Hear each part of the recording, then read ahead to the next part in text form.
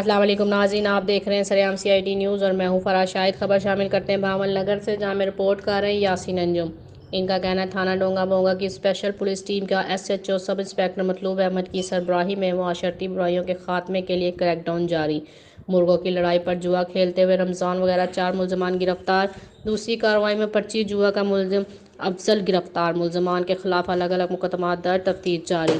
S H او مطلوب احمد نے کہا کہ معاشرتی برائیوں کے خاتمے کے لیے ڈی پی او قدوس بیگ کی ہدایت کے مطابق عوام کی جان و مال کی حفاظت اور ضلع میں جرائم کی سرکوبی کے لیے پولیس ٹیمیں تشکیل دی گئی ہیں اور جرائم کے خلاف بھرپور کارروائیاں عمل میں لائی جا رہی ہیں۔ جوا، منشیات جیسی معاشرتی برائیوں کے مکمل خاتمے تک کریک ڈاؤن جاری رکھا جائے گا۔ مزید جاننے کے لیے دیکھتے رہیے سریام سی آئی ڈی نیوز۔